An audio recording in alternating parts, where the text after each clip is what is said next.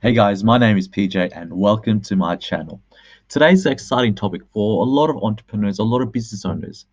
And this is something that been really challenged by a lot. And that is how the hell to start a business. Oftentimes we're looking for solutions to solve, or sometimes when we do start off, it's really hard to actually, you know, get clients, make the business much bigger. And I remember even in my younger days, I used to always think, okay, how do I create a business? How do I find an opportunity in the market? And this kind of relates to the fact that why a lot of business owners, entrepreneurs fail. I think there was a stat where like over 95% of businesses end up failing, particularly in their younger stages. And when I learned about these particular ways of starting a business to be an entrepreneur, it really shifted my mind. And I can share with you why. So I've noticed that there's different ways of starting a business, and I'll share that a bit in that conversation with you later down the track. Even though there's different ways of starting a business, there's different risk level as well. So let me just actually get started with one of them. So one of them is actually starting a business based on gaps that larger organizations have left. What I mean by that is oftentimes with a larger organization, they're really looking for the economic advantage. What is the return on their investment? So that means that a lot of organizations don't actually focus on a specific segment because of the return that the potential will achieve from this, which might be a very good return on investment for you.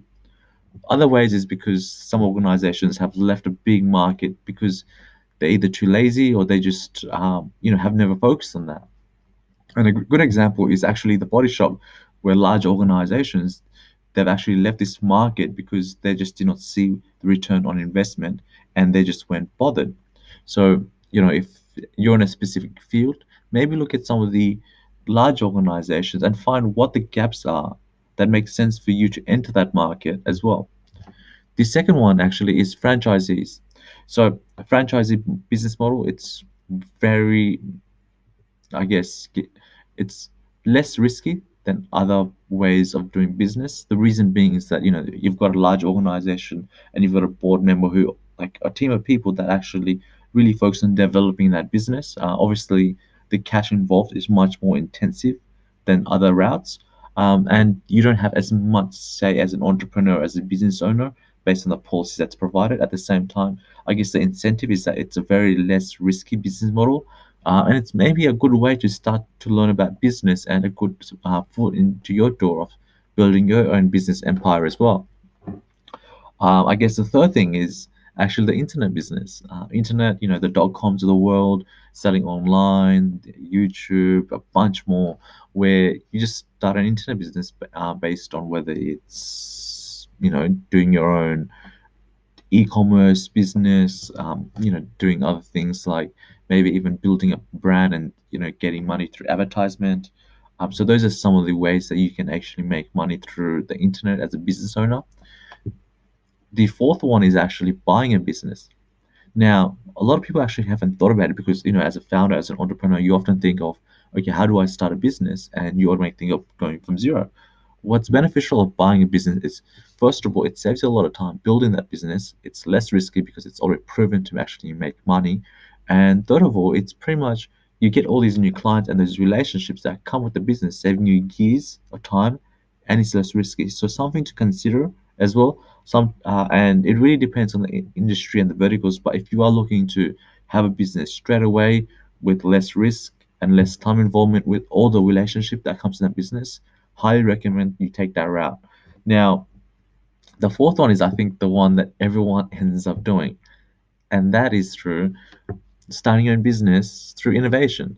Innovations, I think there's only a 1% chance of it succeeding based on the patents out there, and it is really, really risky. At the same time, based on the risk, there's a lot of rewards to be made as well. So if you are looking for, making that lot of cash and you're open to the risk that comes with that, that's a route that you can actually choose. Now, the fifth one is actually very controversial, and that is through network marketing. And there's a lot of people, there's a lot of questions about this particular industry because some people feel that this doesn't work. Some people, there's a lot of scam in the in this market. At the same time, For entrepreneurs that's looking to learn about business, it might be worth considering that.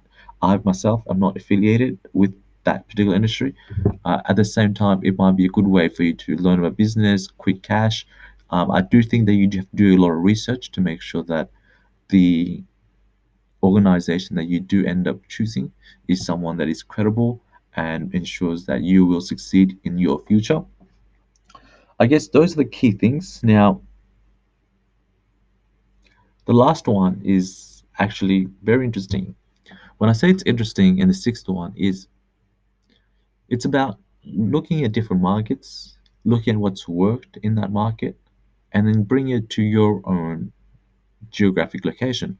I remember even with Boost, I think the lady ended up actually, was in Asia. She really liked how they were doing stuff around juices and brought it into Australia. And I think even with Red Bull, where there was a lot of energy drinks in the Asian market where they use certain ingredients to get energy, and then the person that was involved in that actually brought it to the whole world as well. Um, so it's something that's worth exploring. I think it's definitely much more less risky than the innovation piece.